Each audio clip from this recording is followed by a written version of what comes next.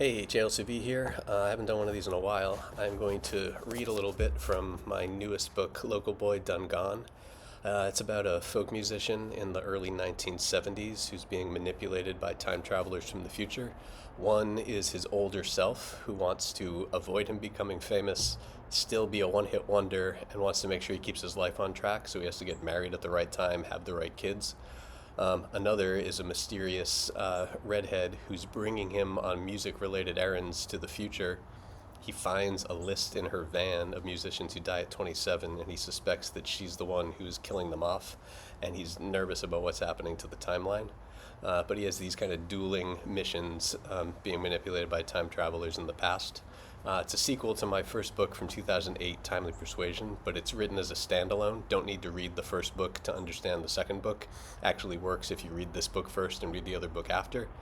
And within this new book, the local boy, the musician character, receives a copy of the first book in the chapter immediately before what I'm going to read. So it kind of has this insertion of the other book within the book. Sounds weird, is weird, makes sense in context. But I'm going to shut up from the introduction and just dive into this chapter. It's from the middle of the book. It's chapter 18. It's called A Wife, a Butterfly. Here we go. Butterflies are typical at weddings, in the abdomens of participants, in the fields where photographs are staged, or in my case, in the effects they cause. At least that's what you said I should say. Like many a fellow before me, I admittedly had some nerves given the importance of the day and everything riding on it. There was a lot going on, guests to greet, rivals to impress, and a lady to settle down with for the rest of my days. Oats might still be sown, but from this day forth they'd be of the domestic variety and not the wild kind. Some things were sacred. This was one of them. Despite all of the above, the thing that had me most nervous was myself, my other self. Would he show up? Would he approve? Would he help me save the murdered musicians? Or would he cook up another crazy scheme he needed my help with, despite dubious details? My older self didn't exactly call marrying and having 2 children a mission, but Mystery Inc. never received assignments directly either. Those cartoon kids called everything a mystery, so I'll call everything a mission if it adds a sense of purpose and direction. After the other wedding, the old man said he'd still see me at our wedding, so my mission was to make sure I had a wedding since some things have to happen. Part of me hoped he wouldn't be here now, that he was just humoring me when he said he'd meet me. I mean, he was humoring me. There was a wedding he intended to meet me at, but not mine. His? Ours? What am I supposed to call this day? Oh yeah, the happiest of my life. That never made sense to me. The wedding day itself felt like a big ol' hassle. Surely it couldn't be the happiest you ever were, just a symbolic representation of the happiness you'd had so far and expected to carry into the future. How'd we get from the Nelsonian nuptials in 1971 to mine in 1973? Since this is ostensibly a time travel story, you shouldn't be surprised. I didn't lose a year this time, but you're losing a couple. Trust me, you're not missing anything. A time jump after a time jump may seem unnecessary, but I don't want to bore you. No need to take you through every minute of every move I make. This isn't War and Peace. It's about love and war, but like a recent great said, I've got cards I ain't showing. You don't care about the trick I lost with the 3 of clubs as long as I show you my trumps. So what if you once traveled back in time and told yourself the future was already written, while simultaneously setting selective rewrites into motion? It was so long ago I wasn't even sure I'd believe it if not for the book and the pointers included. As far as I was concerned, the rest was in the hands of fate's wide wheel, to borrow from another great songwriter. The little man in my heart still needed to take his best ready-aim fire before hoping for the best. A wife was easier to find than a hit song. Said differently, a single hit was easier than a hit single, or something like that. It made more sense in my head than it came out here, possibly due to another single hit or two. What I'm trying to say is hitting on someone when you're single is the easy part. It came as naturally to me as playing guitar. The best was yet to come. I stood at the altar waiting for a musical cue to start my bride's fateful stroll into the rest of our lives when I heard a voice say, "Life is what you make it." I turned to the priest, thinking he was practicing his sermon a little too loudly. Unless he was a ventriloquist making the wooden life-size statue of the Lord speak on his behalf, it wasn't him. I eyed the freaky Jesus just in case, and I kid you not bore witness to a reenactment of the Immaculate Resurrection. Out of middle-aged Jesus arose an older ghostly entity who stepped right out of his robed, long-haired likeness. Me, just like I remembered. "And if you make it death, then rest your soul away," he said with a smile and a nod before popping a peanut in his mouth for good measure. "Ain't this a kick in the butt? Do you want to talk?" "I do," I answered without thinking. The priest discreetly held up one finger, advising me to wait my turn. I mouthed a silent apology and eyed the old guy. At least you know your lines. He ate another peanut. The relief in his indirect confirmation I'd made the right choice was freeing, and knowing I'd get to re-witness this preordained event put me at ease. A cocoon of calm engulfed me, reverting the butterflies to caterpillars. Flying butter, caterpillars, eating leaves, and catching killers. An ill-timed free association of my thoughts into bad lyrics reminded me of the redhead's plan. I had to warn the older me before he left again. Pigpen was the only new death over the last couple of years, but it didn't mean there weren't more further up or down the timeline. Elvis was newly married and still alive, but for how long? The redhead said I couldn't tell anyone about our little trip, but wouldn't he already know if he was me? Unless his knowledge was limited to the book, our own shared sacred text in the process of being revised if not completely rewritten. All the more reason to carve out time for a private conversation. The list, I whispered. We need to talk about... The organ kicked up and the march kicked off from the vestibule at the back of the church. Both the pastor and my older self shushed me, and rightfully so. Botching this wedding at the wire wouldn't do anyone any good. Instead of watching the bride, I watched myself watching her. His focused, wide-eyed pupils reflected the beauty and grace of her lace-concealed face as my butterflies emerged from hibernation. Did this count as seeing the bride before the wedding, or did the mirrored veil grant an exception? Was this the precise moment I was supposed to see her again for the first time? When I finally met my wife in 1973, it was love at first sight. But since this isn't a love story, that's all you need to know about how we met. Fine, I'll throw you a bone.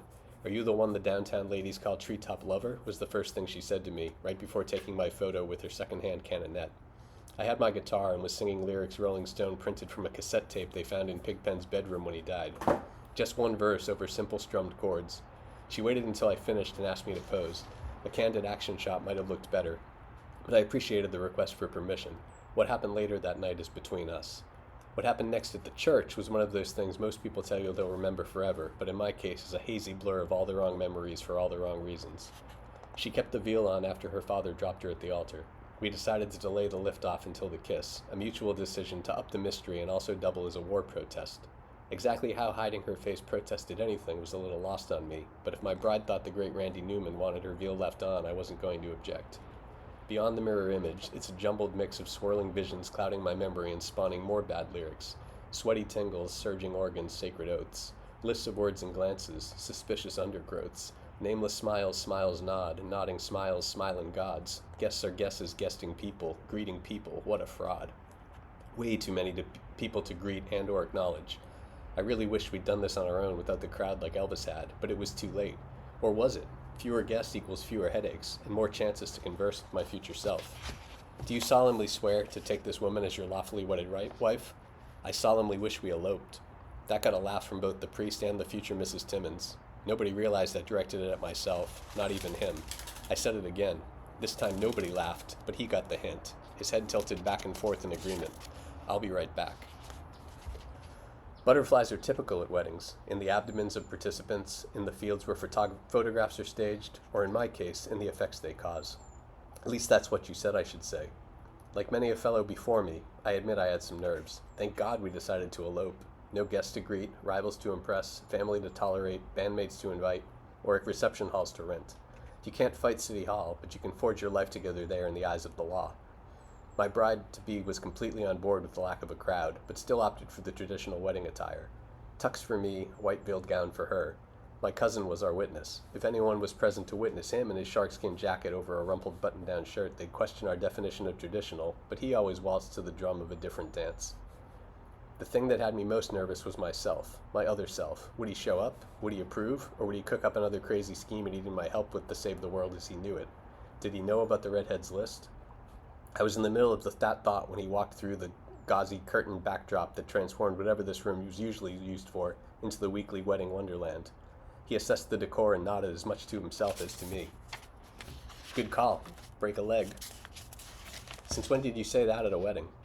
When Elvis eloped, it was the talk of the nation, but I wasn't the king of rock and roll. I wasn't even the king of appealingly dangerous folk rock. Just an ordinary guy with an extraordinary bride and a heck of a story to tell my kids. One of whom may or may not already know it by the time I tell them if I could trust their tell-all. The Justice of the Peace asked us to assume our positions by his podium. I complied, flanked by my cousin and my older self. The bride wanted to simulate the pomp and circumstance of the real thing, so I hummed Here She Comes Now as she walked her veiled face towards us step by step, inch by inch. I could hardly believe we were about to marry in the same year we met. but I knew it from the very fourth time I read page 107 of Timely Persuasion. I also knew she was the one because I swear I saw the old man at almost the exact same moment I saw her standing there. He popped in, he smiled, he popped out in barely more time than it took the camera's flash to trigger when she took her first photo of me. I could hear his old "I'll be right back" line in my head, even though he never said it aloud. That same sort of mind-playing tricks on me old man mirage happened a few more times over the course of our brief courtship, usually associated with major events, birthdays, anniversaries, and the like. Always the same brevity, always the same outfit. Blink and you'd miss him. Since he never felt the need to intervene, I figured I must be doing something right. It gave me my mojo back.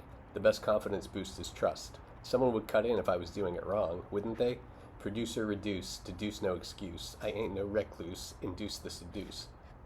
You may be asking how many anniversaries a brief courtship can have. Don't forget we were a couple of crazy kids. She just graduated high school. I wasn't so far removed. Closer to it than she realized if you removed my removed year. In those early times you celebrate weeks together, months together, stuff like that there. It all lasts forever when you're young and in love. Glad you could stick around, I whispered a little too loudly between velvetly hummed verses. Don't think I didn't notice. But I'm glad you've been looking out for me. We need to talk about. My cousin gave me a sharp elbow, assuming I was talking to him and wanting me to stay in the moment. He took a shot of the bride on the other end of the room with the camera she lent him. He also took a shot at humming himself, his take on the more traditional coming of the bride, a moderate improvement over his guitar playing. Older me responded with a shrug and a shush, a better combo than his typical smile and nod. He kept his eyes on the bride. I did the same. The air in the makeshift chapel felt heavy. My destiny took her time walking the so-called line. The room was small, more aisle than aisle, without a clearly defined pathway.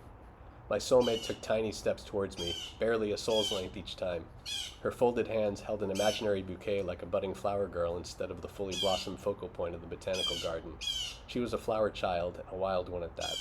I'd barely known her for 100 days if my math was right, but I'd known of her for years. We packed a lot of mileage into those days. Nights too, if you catch my drift. Perhaps I lied when I told you this wasn't going to be a love story. The JOP coughed, eyeing his watch with exaggerated impatience while actually eyeing us and the door. They performed these legally binding impromptu unions every 15 minutes, and our fame was fleeting. Who knew eloping was so popular? This was my first time. Another motion of the peace justice's hand, accompanied by an under-his-breath curse word, attempted to accelerate the proceedings. I wondered which was more commonplace, elopements or acronyms. I see you, JOP, RSVP, AWAB, ASAP. It wasn't clear if my walking woman in white picked up on his signals or not, but she didn't speed up. Might have even slowed down to both prolong the drama and stick it to the authority figure. How much authority does this guy have? I asked in a half whisper, half mutter. The old man pulled the music-playing pocket jukebox out of his overcoat. I wish we could have played the wedding march on it. After a few taps he had an answer. Small claims, weddings, second-to-last will and testaments, and the like. The right thing changes from state to state. I wondered if we could use that doohickey to cross-reference names from the list, but didn't need to get into any hotter water with the man who held the immediate future of my marriage and the powers vested within the book he held in his fidgety hands. Speaking of hands, another one found mine, and the moment of reckoning was upon us.